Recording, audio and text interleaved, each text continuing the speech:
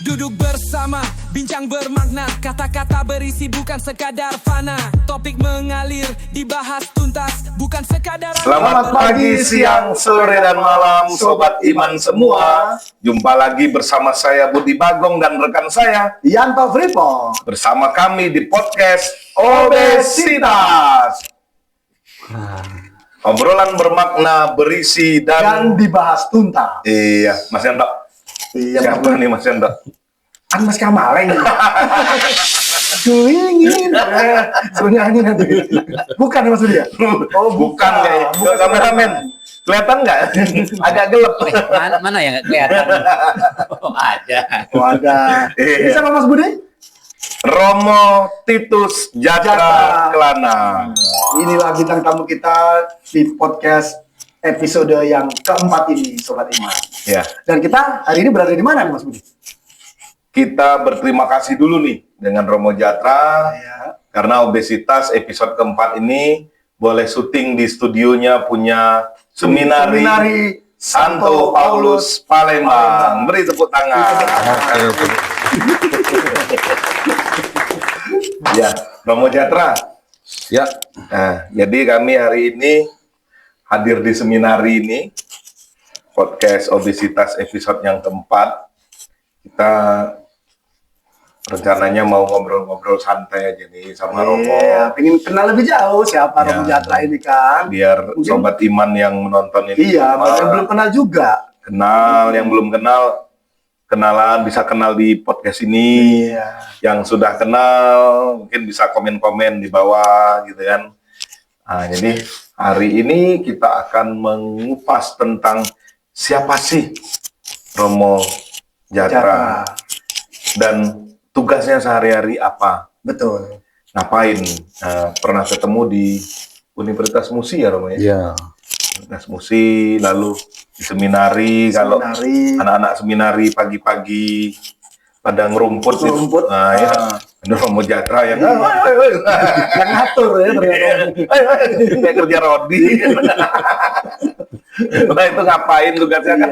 Kita nggak tahu, mungkin banyak yang lihat kan, tapi nggak pernah tahu. Lebih lengkapnya kan biar beliau yang bercerita sendiri Mas Budi. Ya, Biar jadi kita tahu yang sebenarnya Ya. kan siapa beliau ini. ya kita akan mengupas Romo Jatra dan panggilan iman yang diterima oleh Romo Jatra dari Tuhan sehingga beliau bisa menjadi pelayan umat Betul. di hari ini, Iya. menjadi seorang imam Imam. yang melayani umat di Keuskupan Agung Palembang. Palembang. Oke. Kita mulai aja nih Romo. Jadi Romo Jatra ini asli dari mana? Lahirnya di mana?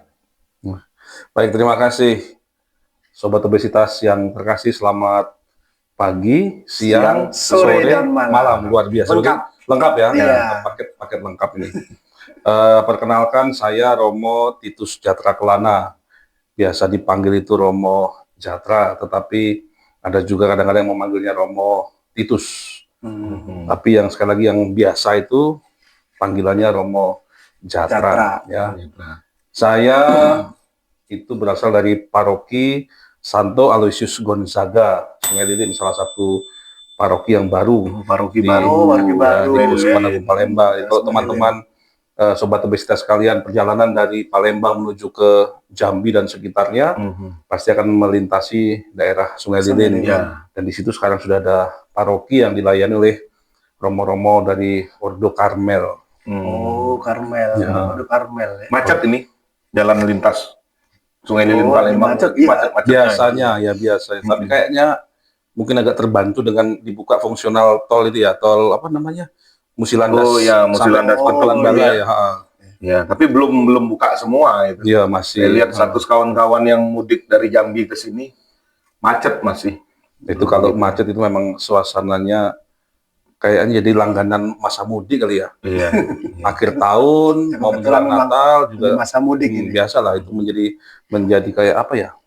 Khasnya, ciri khasnya Ciri khasnya mudik. sana memang. Mm-mm. Nah, saya anak pertama dari 4 bersaudara. Bapak saya orang Flores, Oh. lalu ibu saya Solo, Sragen. Oh, mix. Jadi mix, Mas Budi, ya? Mix, ya, mix. Flores sama Solo. Flores ya. Jauh, Mas. Jauh. Jauh, ya? Saya kira Jawa Sumatera, Jatra. Nah, Nah, itu bisa ini dibedakan. ada juga ini apa namanya itu, Mas, makna dari nama ini ya. Oh, Bapak saya itu kan orang Flores yang sudah saya katakan Iya. ya. Berkelana dari Flores ke Pulau Jawa. Bapak saya kan sekolahnya di IP Malang tuh. Kemudian dari IP Malang berkelana nyebrang dari Pulau Jawa ke Sumatera. Nah, kemudian setelah berkelana lama, berkeluarga, dapatlah saya, Titus. Jadi, Titus Jatra Kelana berkelana di Pulau Jawa dan Sumatera, dapatnya Titus. Nah, kurang lebih begitulah makna namanya. Ya. Kelana tadi, Jatra Kelana. Kelana. Ya, berkelana di Pulau Jawa dan Sumatera. Maka Ya. mendapatkan Itu. Titus.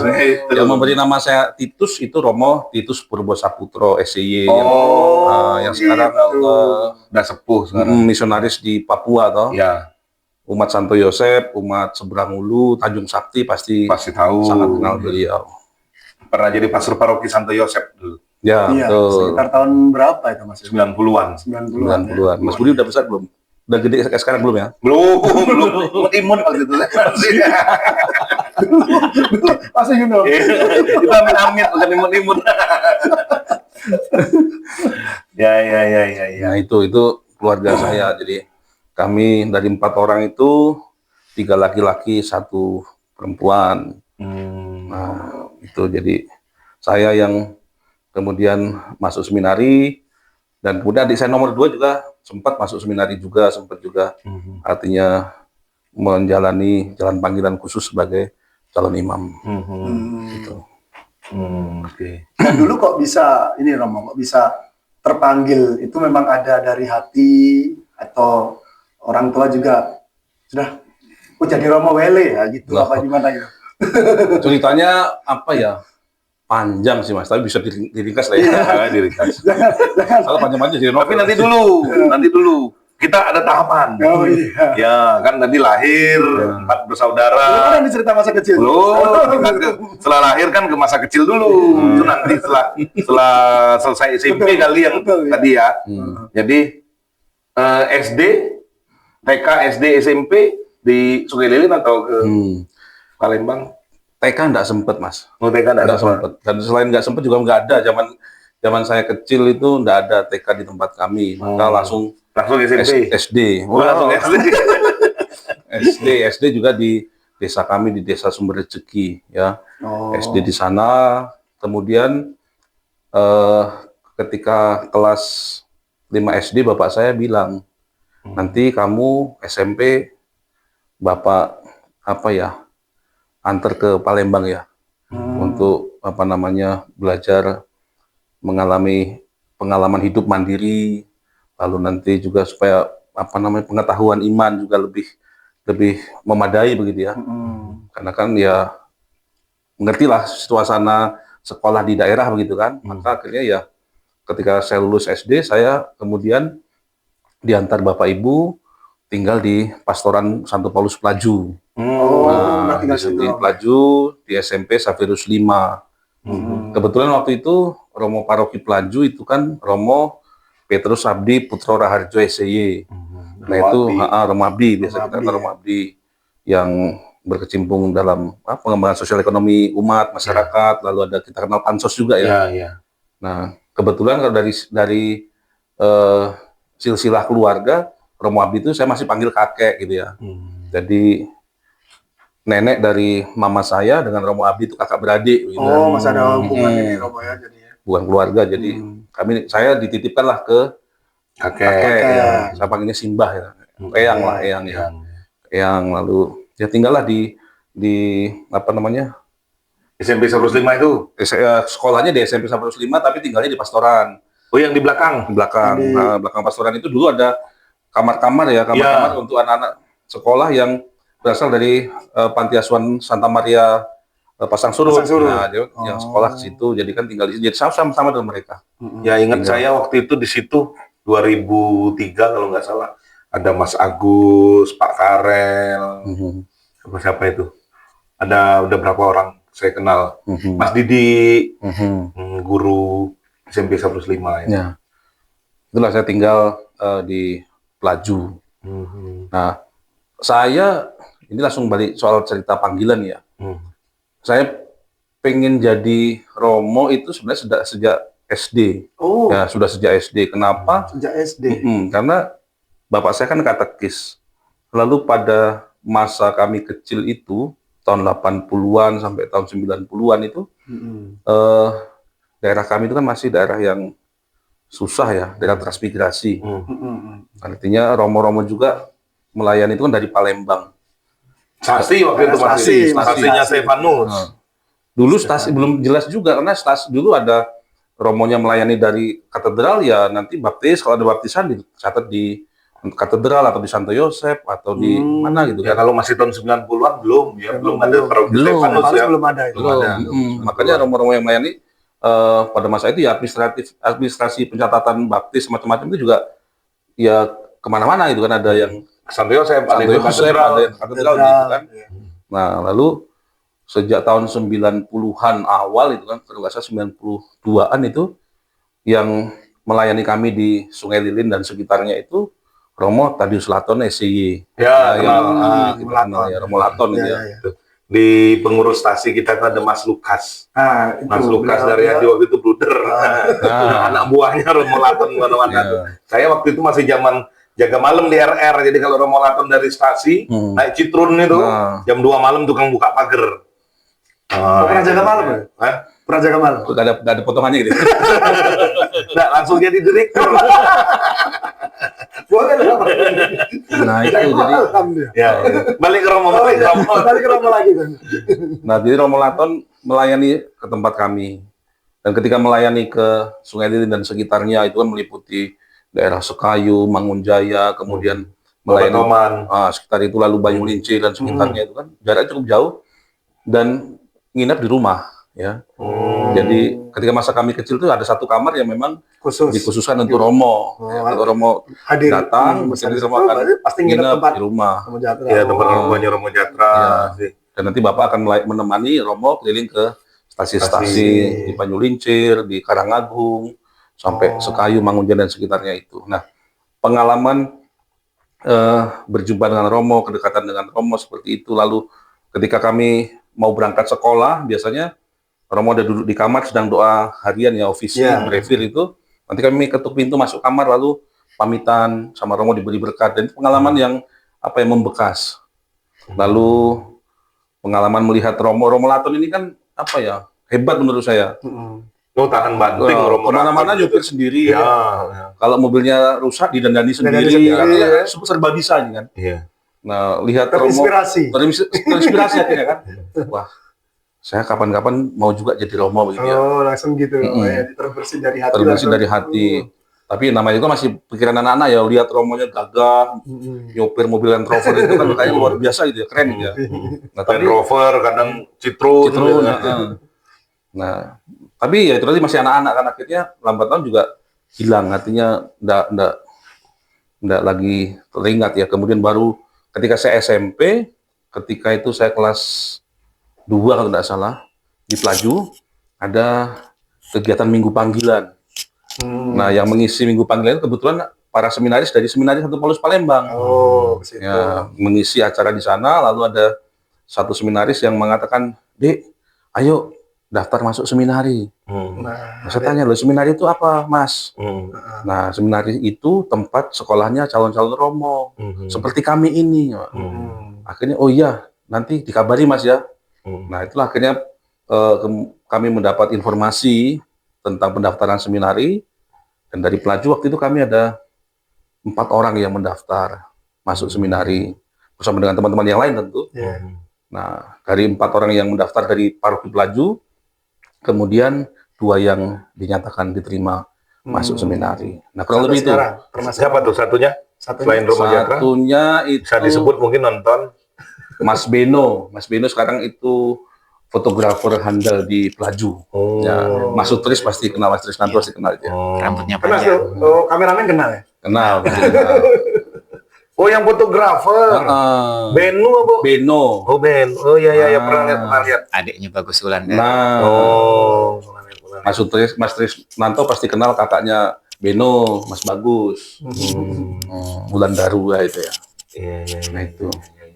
Oke, jadi yang SD tadi ya, kalau menurut saya mungkin baru kagum karena sosok Romo yang Gagah. yang tangguh, yang gagah Mobil, bawa mobil iya. Land Rover tiap pagi mau sekolah, kalau di rumah ada Romo dikasih berkat, rasa kagum.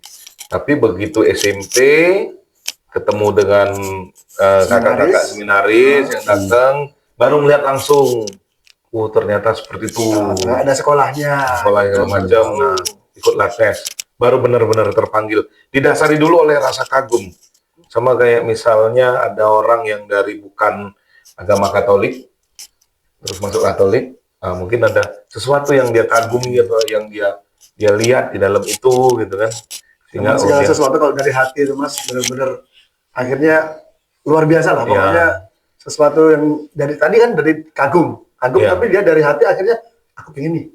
nah terpanggil lagi. Nah, itulah makanya. Oke, nah setelah berarti Romo Jatra waktu itu SD di Sungai Lilin, SD Sungai Lilin. SMP di SMP, Cyprus 5 Cyprus. Pelayu. Tamat SMP langsung Masuk masuk seminari. seminari.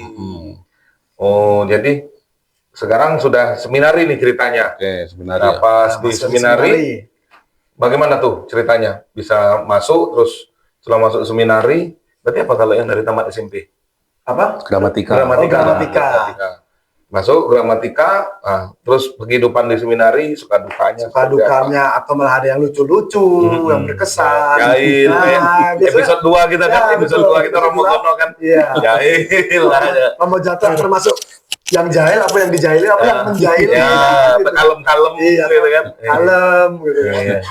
Gimana tuh ceritanya? Baik, setelah dinyatakan diterima masuk seminari, kemudian ya pada waktunya masuk seminari. Ya biasalah masuk rumah baru itu kan bawa, zaman itu ada bawa cangkul, bawa sabit, bawa sapu, bawa ember, macam-macam lah. Oh. Namanya masuk asrama kan. Iya. Di ketentuannya itu sudah ada bawa ini, bawa ini, bawa ini. Oh, Perlengkapannya lengkap. ada ya. sampai bawa cangkol. Awal. Karena kita mau kerja kebun ini. Hmm. Nah, supaya kerja tangan juga ada gitu. Nah, pengalaman di seminari kelas gramatika ya, kelas 1 di seminari kan disebut kelas gramatika, masih awal itu. Satu SMA lah kalau Satu di luar. SMA, ya. satu SMA. Jadi kan kalau di Satu seminari itu SMA, ya. kelas 1 disebut gramatika, kelas 2-nya sintaksis, kelas 3-nya poesis, lalu kelas 4 atau yang masuk dari SMA juga bisa disebut kelas retorika. Ya, kalau masuknya itu lulusan SMA seminari berarti dia nanti menjadi retorika A. Kalau dia masuknya lulus SMA dari luar baru masuk seminari itu disebut retorika B gitu ya. Ya, nah itu. Jadi ketika awal-awal baru masuk seminari itu kan ada namanya kegiatan MAPERSIS, Apa masa perkenalan siswa Oh kayak seminari. ospek. Nah, kayak ospek, kayak MOS, lah, MOS. MOS. Sekarang itu kan MPLS ya. MPLS, Ah, masa pengenalan lingkungan sekolah. Ah, Kalau lingkungan sekarang, sekolah. berarti masa pengenalan lingkungan seminari. Nah, seminari. Nah, itu ya kaget juga itu kan, kaget. Misalnya kakak-kakak kelas yang sudah ada di sini, ketika kita kan ada dikasih tugasnya sama panitia apa MAPERSIS, kamu mengumpulkan tanda tangan sekian. Jadi minta perkenalan namanya siapa, lalu asalnya dari paroki mana, kelas berapa, dan tanda tangan. Lalu pesan untukmu apa gitu kan. Nah tapi kan ketika kita yang namanya masih anak baru nih, masih anak bawang kan, datang ke mereka, nah mereka sepertinya memang sudah disetting kali ya, kalau zaman bahasa sekarang setting gitu ya. Harus sombong ya. Harus agak-agak jaim gitu ya. Ini. Mungkin termasuk Mas Trisnanto juga. Oh, Mas Santo kakak kelas. Kakak kelas. Wah. Saya kelas 1, dia kelas 4 itu. Oh. Nah, jadi kayak agak-agak jaim gitu kan. Meminta tanda, Mas, perkenalkan nama saya ini gitu kan. Oh ya, nanti deh ya, tolong ambilkan saya air minum, misalnya gitu kan. Nah begitu kan, ini Lonco itu namanya itu. Dilarang. Lonco itu. nah rupa-rupanya pengalaman seperti itu untuk saya sih ya oke lah ya. Artinya ya kita jalan aja bagian dari proses, toh juga cuma 1 minggu begitu kan. Iya. Nah, tapi untuk teman-teman yang lain kadang-kadang juga shock juga. Loh, kok di seminari Baper kan dia, kok ambil kayak hati. gini ya, ambil Iya. hati kan. Gitu. Nah, tapi ya setelah proses itu selesai, ya bersyukurlah hati bisa juga mengenal banyak teman baru yang sama-sama punya niat yang sama, panggilan yang sama untuk menjadi imam. Nah, selama kurun waktu 4 tahun saya di sini, rasanya kalau saya boleh katakan jalannya sih mulus-mulus, lancar-lancar saja, ya. Tapi ada satu masa di mana saya hampir keluar, hampir mundur dari proses panggilan ini. Ada apa itu, Romo? Nah, Hampir itu menyerah. hampir menyerah. Itu ketika saya masuk kelas 4. Nah, masuk kelas 4, kelas retorika A itu ya. Oh ya, berarti sudah tamat Udah tamat SMA-nya, SMA, berarti ya, SMA. SMA. Nah, itu ketika kelas retorika A. Waktu itu baru ya bulan-bulan pertama lah, Juli Agustus. Nah, di awal masa studi ini, teman-teman saya yang ya menurut saya itu punya kemampuan intelektual di atas kami yang lain-lain, itu banyak yang mundur. Yang mundur. Yang secara fakta kita lihat anak itu pintar, tapi malah keluar. Malah mundur. Keluar. Nah, saya ini kan katakanlah kalau apa namanya memposisikan diri katakanlah di tengah-tengah lah. Tengah-tengah. Ya, jadi kalau 30 siswa ranking 15 lah. Nah, kurang lebih begitulah ya. Sedang lah, yang sedang saja. Jadi melihat kondisi, waduh lah teman-temanku yang pinter-pinter yang selama ini juara, yang selama ini apa namanya encer-encer gitu ya. Lah kok pada mundur lah, saya ini apa loh, saya ini apa namanya ya enggak pinter-pinter amat gitu kan. Lalu apakah saya mampu? Apalagi kalau di kan biasanya kakak-kakak kelas yang sudah lulus, entah dia ke Jogja atau dia ke Pematang Siantar kan akan kirim surat ya, cerita pengalaman buat surat gitu kan. Kalau zaman sekarang kan agak jarang kayaknya orang terima surat ya. WA-nya lah, WA-nya lah. Nah, dulu kan masih surat itu ya. Kirim surat cerita bagaimana pengalaman ketika sudah di bangku kuliah kan. Cerita buku-buku filsafat tebel-tebel, lalu nanti buku teologi juga tebel-tebel. Jadi, nah cerita itu membuat saya juga ngeri juga ya. Nanti kalau kuliah filsafat ketemunya apa namanya Buku yang tebal-tebel. buku yang tebel-tebel. Nah, saya ini mampu apa enggak gitu ya. Nah, ketakutan itu apalagi dengan tadi latar belakang teman-teman saya yang secara intelektual mampu kok banyak yang mundur, membuat ketakutan tersendiri dalam diri saya. Wah, saya ini mampu atau tidak? Jadi ragu ya. Ragu, betul ragu saya, takut saya. Maka akhirnya saya sampaikan ke teman-teman di kelas, aku kok kayaknya pengen mundur juga gitu ya. Nah, rupanya ketakutan saya, kecemasan dan keraguan saya ini didengar pembimbing saya. Nah, kebetulan pembimbing saya waktu itu adalah Romo Titus Waris Widodo yang sekarang sektor seminari Santo Paulus Palembang. Ya.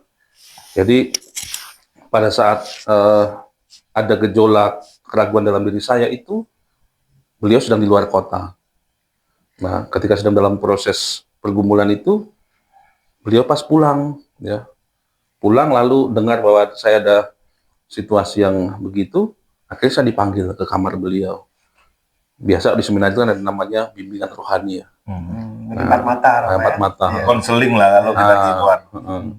Akhirnya saya ketemu beliau, lalu beliau menanyakan apa yang beliau dengar, dan saya ceritakan betul apa yang menjadi ketakutan dan pergumulan saya.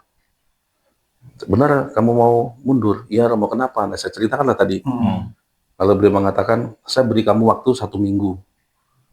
Kamu keluar dari sini nanti buat refleksi, kamu bawa dalam doa, kamu renungkan kembali perjalanan panggilanmu, lalu 1 minggu lagi saya tunggu di sini.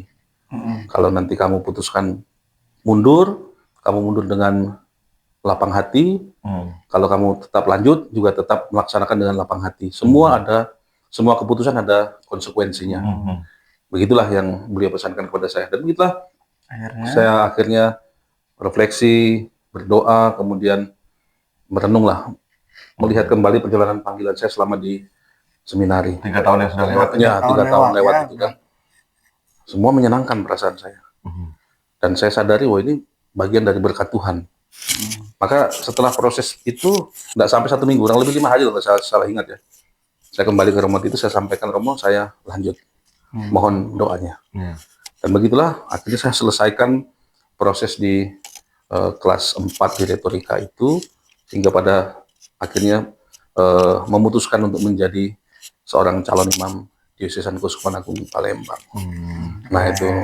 Itu di seminar itu berkompetisi nggak ya? Karena gini, kalau saya nilai, kalau misalnya berkompetisi soal ranking dan segala macam, Oh iya, ada persaingan. malah saingan yang berat-berat kan keluar udah aman. Malah lebih lega, lebih Ya, jadi nomor satu, ranking 1 sampai 14 tadi kan keluar. Mundur. Ya, kita nomor 15 bisa jadi ranking 1. Nah, bisa naik.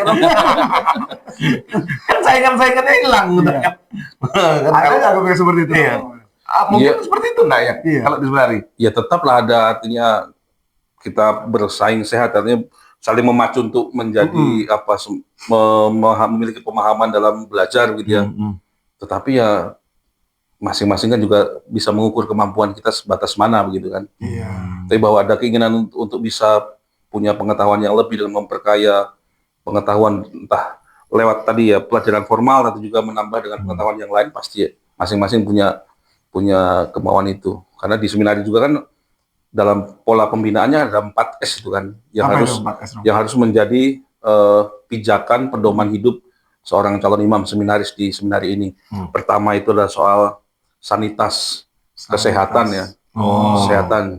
Kemudian soal sanktitas, kesucian hidup rohani. Lalu ada yang namanya siensia, ilmu pengetahuan, berarti intelektualitas. sains, dari kata Hmm. sains. Kemudian sosialitas, bagaimana hidup bersama, berkomunitas. Nah, 4 hal ini juga kan menjadi pilar yang, kalau katakanlah ini pilar tiang, berarti kan kalau sebuah bangunan berarti harus sama kokoh, sama tinggi gitu kan. Nggak boleh ada yang lemah, Ini ya, harus imbang. harus imbang. Nah itu, maka 4 hal ini juga terus menjadi bagian yang penting untuk diperhatikan dalam hidup seorang seminaris di tempat ini. Nah, itulah akhirnya jadi seperti inilah beliau Romo Jatra, Mas Budi. Iya. Dengan 4 pilar yang benar-benar mengokohkan, menguatkan hati Romo Jatra menjadi fondasi. Sampai saat ini, ya inilah beliau. Iya. Gitu kan. Sesuai orangnya, kokoh. Nah, kan? Sama ini. Kelas berat. Pas judulnya obesitas. Sesuai. Ini podcast ini sesuai obesitas. Waktu topnya di mana, Romo? Tahun orientasi pastoral ya. Sekarang. Nah, mungkin sebelum sampai ke top ya, selesai seminari menengah, Ah. kemudian saya kan menjadi calon imam diocesan Kusuma Agung Palembang. Mm-mm. Nah, sebelum berangkat ke Pematang Siantar itu mendapat kesempatan, ini kesempatan pertama kali saya tinggal di paroki ya, itu saya mendapat kesempatan live in di paroki Trinitas Bangunsari BK3 Belitang. Oh ya. Ya, Buai Madang di sana tuh. Hmm. Kebetulan pendampingnya waktu itu parokinya Romo YB Sumeseran. Oh, Romo Misra. Ya, Romo Romo Misra. Mesran, lalu Romo rekannya ada Romo Makarius Samandi. Romo Samandi. Romo Ya. Saman. Nah, ya. Nah, itu saya kurang lebih 1 bulan live in di paroki Trinitas Bangunsari, juga di stasi-stasinya. Itu lalu kemudian bersama dengan teman-teman yang lain selesai live in, persiapan berangkat ke Pematang Siantar. Di sana memasuki yang namanya Tahun Orientasi Rohani. Nah, nama tempatnya adalah Tahun Orientasi Rohani Santo Markus Pematang Siantar. Pematang Siantar. Ya, tempat pembinaan awal untuk calon-calon imam diocesan di Regio Sumatera. Ya, kita Regio Sumatera ini kan terdiri dari 2 provinsi gerejawi dan 6 kuskupan ya. Ya, 6 Kuskupan Provinsi Gerejawi Medan, itu ada Kuskupan Agung Medan, ada Kuskupan Padang dan Kuskupan Sibolga. Semoga. Lalu Provinsi Gerejawi Palembang itu ada Kuskupan Agung Palembang, ada Kuskupan Pangkal Pinang dan Kuskupan Tanjung Karang. Sekarang. Nah, semua calon imam diocesan untuk wilayah Regio Sumatera ini berada pembinaan awalnya di Pematang Siantar di tahun orientasi Santo Markus itu. Berarti kalau yang pilih kongregasi ya ke seminari kongregasi, ke novisiat ya, ke novisiat novisiat masing-masing. Novisiat masing-masing. Balik Ya, lagi. kalau misalnya kongregasi SCY ya ke Gisting. Ya. Oh ya. Nah, jadi kami gabung lah semua yang calon diocesan ini di tahun orientasi rohani di Pematang Siantar. Di sana 1 tahun. Nah, setelah dari sana kemudian masuk ke Seminari Tinggi Santo Petrus, Petrus. juga di Pematang Siantar. Pematang Siantar. Nah, di situ satu kompleks dengan Sekolah Tinggi Filsafat dan Teologi Santo Yohanes, Pematang Siantar. Ya, Fakultas Filsafat dari Universitas Katolik Santo Thomas Medan. Medan ya. Ya, di situ menjalani studi filsafat lah 4 tahun. 4 tahun. Kemudian selesai 4 tahun S1, kemudian berangkat untuk tahun orientasi pastoral tadi Nah, saya mendapat kesempatan belajar berpastoral di Paroki Sang Penebus Batu Putih. Batu Putih. Batu Putih itu di tahun 2010-2011 bersama Romo Stefanus Supardi waktu itu. Ya, sebagai Berapa pastor lama paroki. Romo di Batu Putih? Ya kurang lebih 1 tahun lah, Mas. 1 tahun itu ya, 1 tahun biasanya, 2011 ya. Romo Pardi waktu itu masih pastor paroki. Ya, Romo Pardi. Jadi waktu itu zamannya Romo Pardi pastor paroki, Batu Putih ya masih pastoran lama, rumah panggung ya. Belum renovasi yang sekarang. Belum. Jadi seminggu saya tinggal di rumah panggung di Batu Putih, nanti seminggu tinggal di pastoran di Rumah Yusuf, Panti Asuhan Rumah Yusuf di Batu Kuning. Batu Raja, Pusar. itu jadi seminggu di sini, seminggu di sana, begitulah terus apa namanya yang saya lalui selama di Batu Putih, begitu. Itu topnya di Batu Putih. Selesai top, balik lagi ke Nah selesai top, kemudian melanjutkan studi program imamat teologi di sana 2 tahun. 2 tahun ya, 2 kurang lebih 2 tahun, kemudian kembali ke keuskupan, persiapan pendalaman pastoral ya, persiapan diakonat itu di Paroki Santa Maria Assumpta Mojosari, BK9. Nah, di sana kebetulan waktu itu Romo mudanya Romo Gono. Romo Gono dan pastor parokinya Romo Petrus Sugino. Oh, Romo Sugino. Ya, nah kemudian itu kan di 2013 saya masuk. Ya, Juni-Juli 2013 saya masuk ke Mojosari. Kemudian Januari 2014, 25 Januari 2014 saya menerima tahbisan diakon di Seminari 2014. Santo Paulus ini bersama Romo Martinus Widianto. Nah, kemudian di tanggal 15 Juli 2014 kami berdua ditahbiskan menjadi imam di Paroki Santo Petrus Paulus Batu Raja. Di Batu Raja. 2014. 2014. Sekarang 2025. Berarti 11 tahun. 11 tahun. Bulan apa tadi, Romo? Juli. Berarti Juli nanti ulang tahun yang ke 11. 11. Iya. Jadi ditahbiskan di Batu Raja Juli 2014. Nah, penempatan pertama di mana nih setelah jadi imam? Penempatan pertama setelah ditahbiskan itu 3 bulan pertama tetap di Mojosari. Ya, meskipun SK-nya sudah disampaikan bahwa akan memulai tugas sebagai pastorkan di Paroki Santo Paulus Muara Bungo Jambi. Oh, di Jambi. Ya, tapi masih sampai dengan bulan September itu saya masih di Mojosari. Masih Romo Gading nggak waktu itu? Ya, yang di Muara Bungo. ada Romo Gading dan Romo Vian waktu itu. Ya, Romo Gading dan Romo Vian. Ya. Baru kemudian September saya mulai masuk melayani bersama dengan para romo di sana di Paroki Santo Paulus Muara Bungo. Saya pernah ke sana. Oh ya, di Sambi Romo. Oh iya, Dari tadi sudah dingin. Ada dingin di bawah AC. Ya, Romo, ya, sambil ngopi-ngopi ngepek-ngepek. Mas Trisnanto boleh loh. Mas Rislanto punya sendiri, nyusu dia. Saya pernah ke Muara Bungo, ke gerejanya. Ya, nggak tahu sekarang, waktu itu masih luas halamannya tanah. Pernah ke gereja itu misa atau apa? Numpang kencing. Mutu-mutu. Nah, karena itu hari biasa. Kan tidak jelas. pernah ke gereja itu ngapain? Cuma lihat-lihat foto-foto. Hari biasa kan, hari kerja. Selfie. Biasa sekarang kan foto-foto aja. Di tahun-tahun itu, saya tuh kerjanya tuh keliling Sumatera. Oh. Di tahun-tahun 2015 itu saya di perusahaan Jerman. Jadi yang dipegang areanya dari Aceh sampai Lampung. Jadi mau Sumatera ini saya kelilingi. Nah, termasuk Jambi. Jambi itu saya kelilingi, saya nyetir sendiri tuh 1.200 kilo keliling sampai sungai penuh. Nah, gitu. Ya, kita lanjut ceritanya Romo. Curhat. Oh, jadi 3 bulan pertama di Mojosari sama Romo Gono dan Romo Sugino. tadi, di 3 bulan setelahnya pindah ke Muara Bungo. Muara Bungo. Di Muara Bungo berapa lama? Kurang lebih 3 tahun. Kurang Lumayan. lebih 3 tahun. Saya senang, artinya punya pengalaman awal ketika pendalaman top ya. Ketika pengalaman top itu di tengah-tengah umat Batu Putih yang khas itu ya, orang-orang Ogan. Lalu kemudian ketika penpas diakonat itu di Mojosari yang notabene mayoritas juga orang Jawa, kan punya pengalaman berbeda tuh. Ya, Tadi beda di orang suku. Ogan, lalu sekarang di Jawa. Beda adat istiadat. Nah, lalu kemudian ke Muara Bungo ya relatif banyak saudara-saudara dari Sumatera Utara. Ya, kan. ya, Horas banyak lah, dari ya, itu kan. ya banyak horas, banyak ya banyak saudara Jadi dari sebuah- Sumatera Utara. Sebuah gambaran inilah kekayaan gereja, kekayaan budaya Indonesia juga Iya, jadi yang bisa kita beraneka ragam syukuri. suku, ya. Memang kekayaan kita gitu kan. Luar biasa pengalaman itu.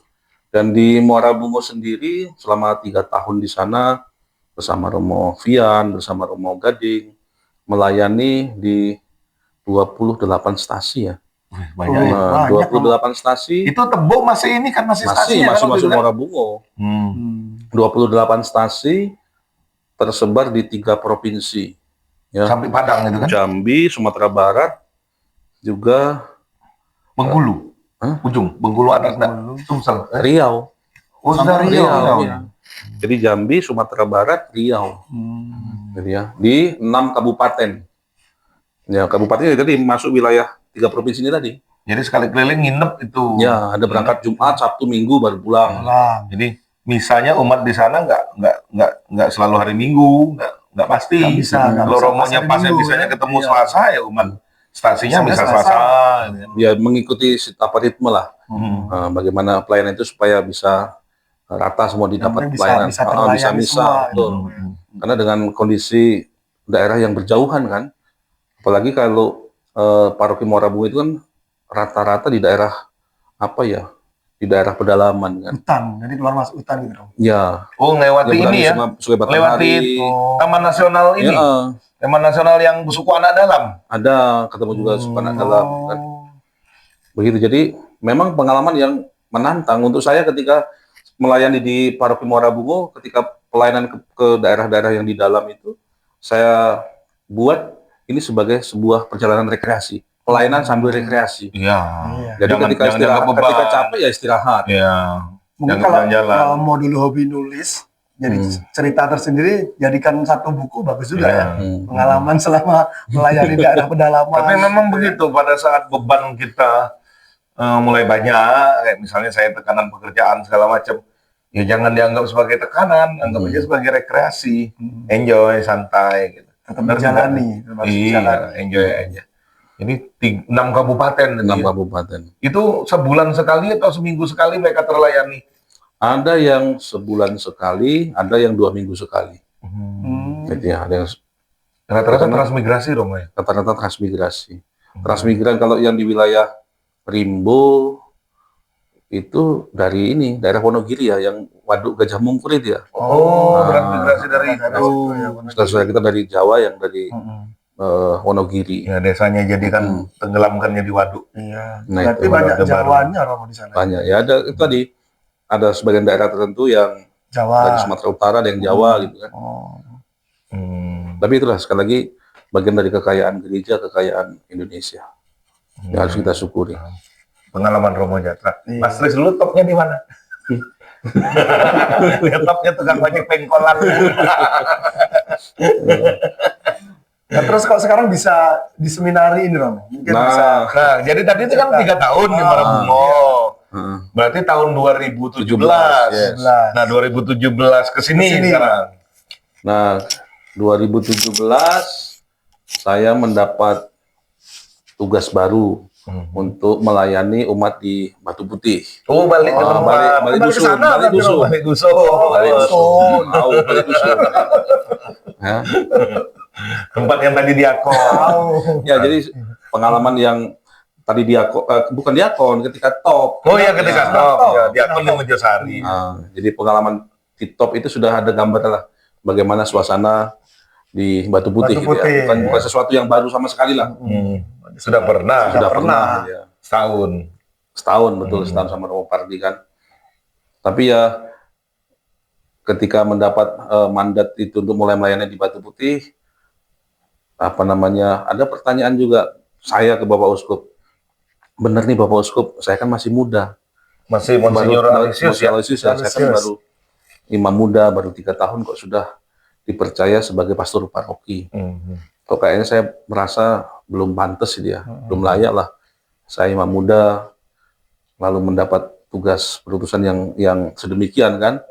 Saya berpikir masih ada banyak teman-teman imam lain Yang lebih senior. yang lebih pantas, pantas. ya, menurut saya lebih pantas gitu. Tapi Bapak Usko mungkin dengan dewanya sudah ada pertimbangan lah, maka ya saya terimalah tugas berutusan itu dengan senang hati, dan saya akhirnya mulai hadir di tengah-tengah umat di paroki Sang Penebus Batu Putih. Batu Putih. Ya. Dan sama ketika di Batu Putih juga saya nikmati perjalanan pelayanan ke stasi itu seperti pelayanan dan sambil rekreasi begitu ya. Sampai ke Muara Dua Kisah. Sampai Muara Dua Kisah itu 150 kilo dia. Kemudian ke stasi yang namanya Villa Masin itu dari Batu Putih itu ke Martapura, baru dari Martapura masuk ke dalam lagi kurang lebih 30 km. Itu kalau musim hujan tidak bisa mobil masuk. Bisa lewat ya. Ya kalaupun bisa masuk, risikonya kalau ada satu mobil yang kandas kita nggak bisa keluar. Karena satu akses jalan cuma satu dan itu satu-satunya, tidak ada pilihan lain gitu kan.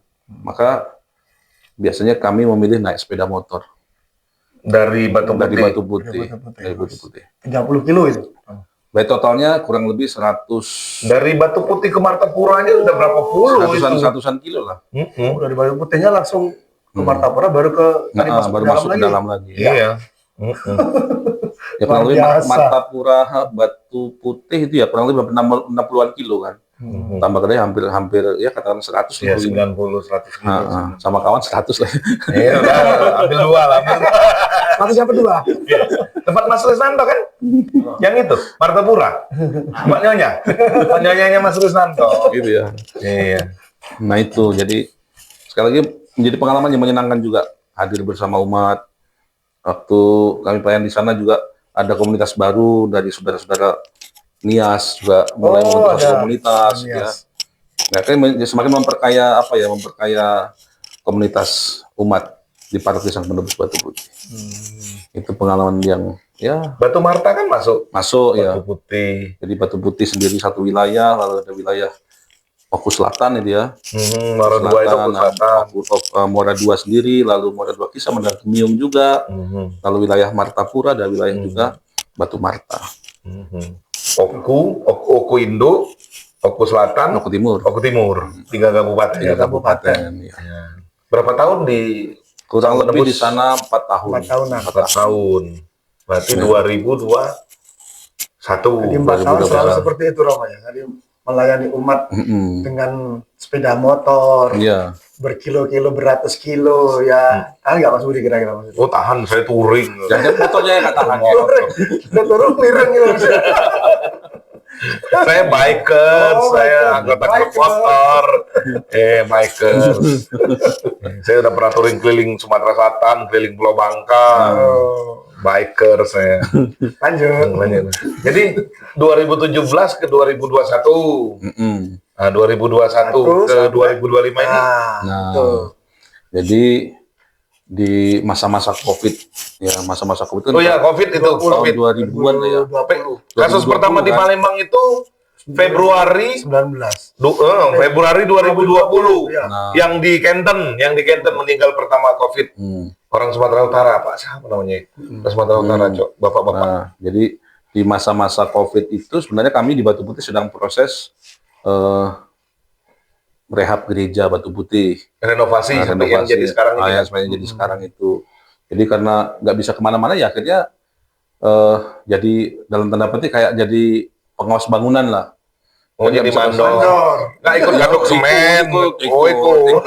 Kami rame-rame kok sama umat itu ikut royong dari batu ke Sungai Lengkayap itu, dari pasir ke Sungai Lengkayap, rame-rame gotong royong sama umat. Ya, maka gereja Batu Putih juga bagian dari persembahan bersama, kerjasama gotong royong umat. Sempat kurus waktu itu. Sempat. Pernah kurus juga. Rom? Buat tadi kan gotong royong ngangkat batu, nyemen. Saya kira udah sekian. Enggak ya, memang seperti itu. Kenyataan itu. Nah, jadi gereja itu kan prosesnya ya dimulai memang sebelum COVID.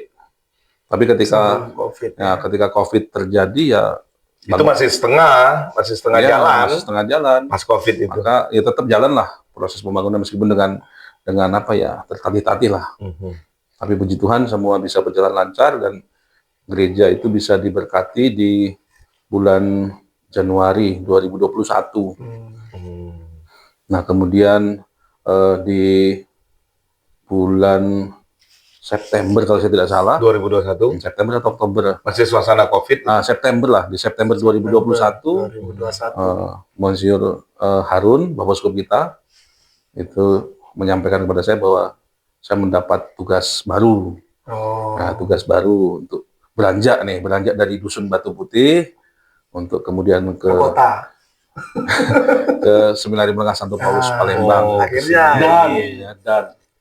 Dan Yayasan Musi Palembang yang menyelenggarakan Universitas Katolik Musi Caritas Palembang. Nih, Karya beliau ya. dua setelah 2021 September tadi ya Romo ya.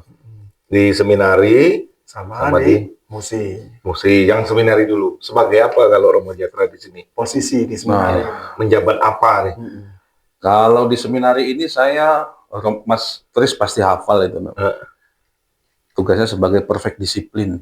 Apa itu perfect itu? disiplin? Perfeksionis, perfect harus, Harus sudah disiplin perfect, sempurna. Wah, Gampangnya perfect disiplin itu yang bagian ngurusi hidup sehari-hari anak-anak, soal jadwal-jadwal, kedisiplinan anak-anak lah.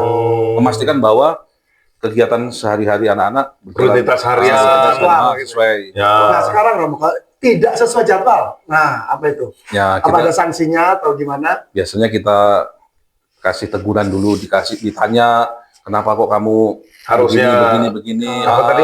Kayak tadi sore, Hasil olahraga, ikat kamar mandi. kok kamu nggak lakukan kenapa? Begitu kan pasti selalu dengan apa namanya, diskusi dulu, dialog dulu kan.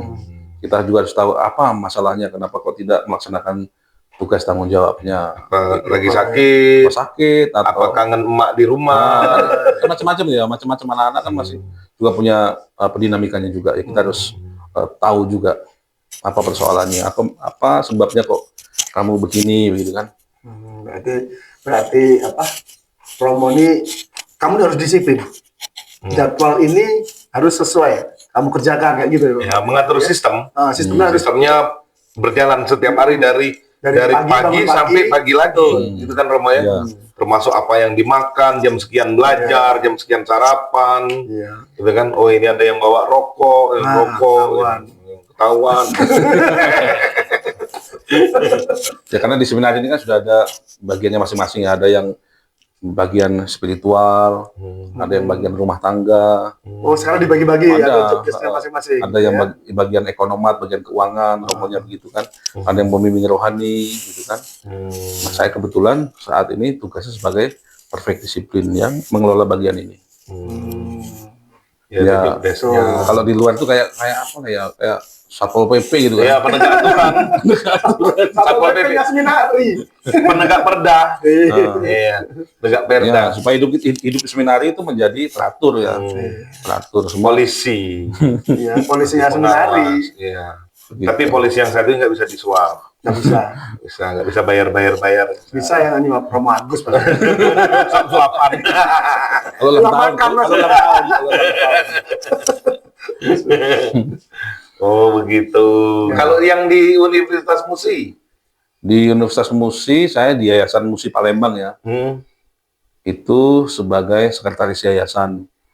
Nah, jadi universitas ini kan berdiri dari sebuah kerjasama dalam bentuk konsorsium ya, konsorsium dari Keuskupan Agung Palembang, lalu dari Kongregasi SCY, Modal bersama Kongregasi lah, FCH.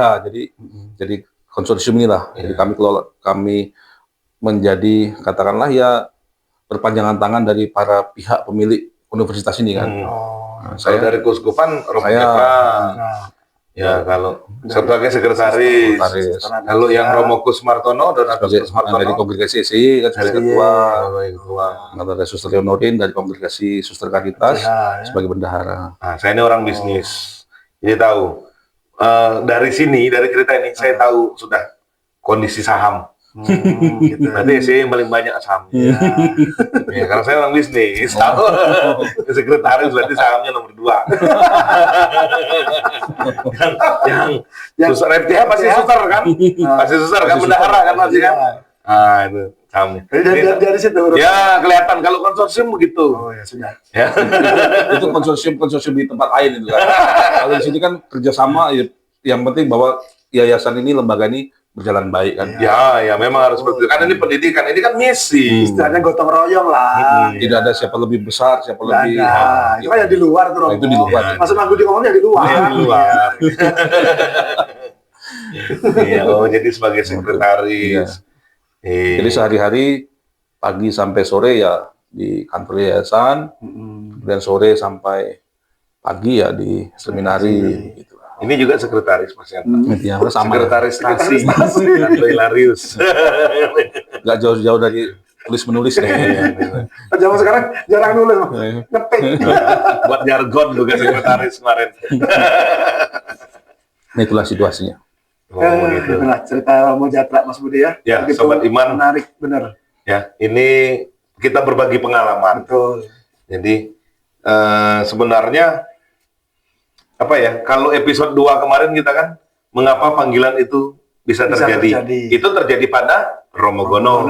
Kalau ini mengapa panggilan itu bisa terjadi pada Romo Jatra. Jadi sharing pengalaman. Betul. Dan sudah kita dengarkan semua itu Sobat Iman ya. Dan mungkin ini menjadi inspirasi bagi anak-anak muda yang di sana Mas Budi, yang di luar sana yang sekarang nonton obesitas. Mungkin ada dengan cerita Romo Jatra tadi, akhirnya tertarik juga atau kagum. Nah, kagum dengan Romo Jatra. Dulu, nah, gitu. Kagum dulu. Romo Jatra tadi pengalaman kan? Kagum dengan seorang imam, lalu merasa kayaknya pengen jadi kayak itu, mulai terpanggil dimulai gitu kan. Monggo silakan para anak muda ya. Bisa cari Romo Jatra di seminari. Betul. Tanya-tanya apa syarat masuk seminari, gitu kan Romo ya. Nah, jadi untuk Sobat Iman semua yang lagi menonton podcast ini, jadi Romo Jatra ini adalah contoh, role model hasil didikan dari Seminari Menengah Santo Paulus. Nah, kalau mau menjadi seorang Romo, jalurnya ke sini dulu yang pertama, entah itu tamat SMP Romo ya, atau tamat SMA, ke sini dulu. Cari Romo Jatra di sini. Nggak mungkin diusir.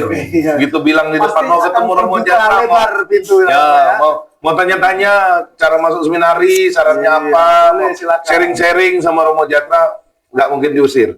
Pasti dilayani ya, mau gimana. Alamat seminari ada di bawah sini, alamat seminari. Ya, nanti. Ya, Santo Paulus ya. Ada di alamatnya. Ya. Oke, Romo, jadi terakhir nih. Ya. Ada nggak kata-kata untuk Sobat Iman yang menonton acara ini di rumah supaya mereka, khususnya untuk para anak muda, ya, anak muda yang siapa tahu apa kagum, lalu terpanggil untuk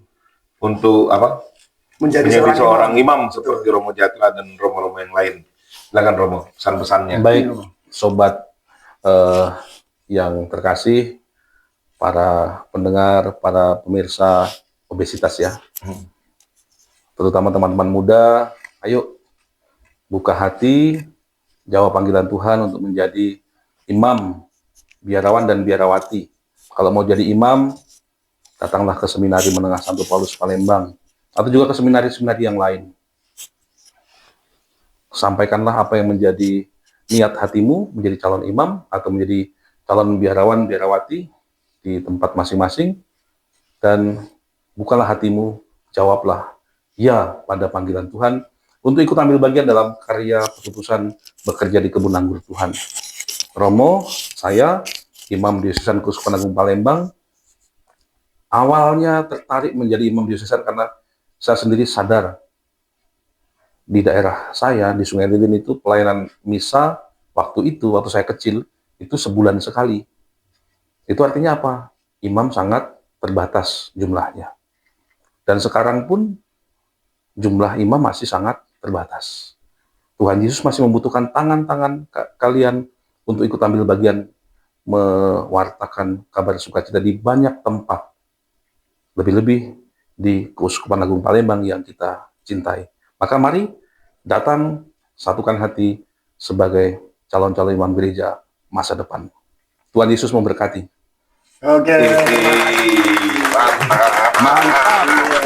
Ini kata-kata dari Romo Jatra. Semoga benar-benar nanti Sobat Iman di luar sana jadi tergugah hatinya Mas Budi ya. Ya, Tergugah, ada terinspirasi juga.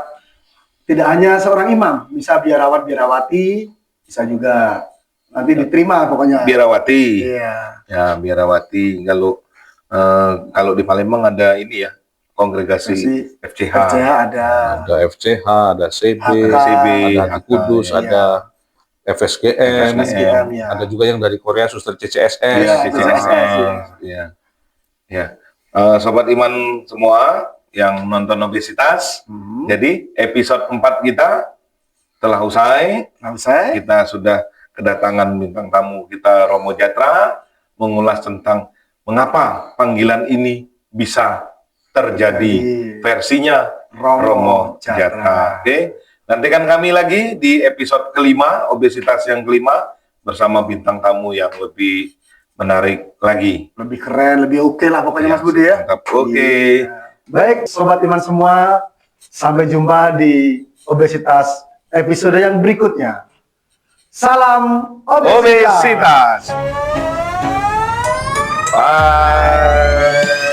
Obesitas obrolan harus kita jaga, berisi dan tuntas, penuh cinta dan asa. Obesitas Podcast membangun cerita Menjadi bermakna bagi kita semua.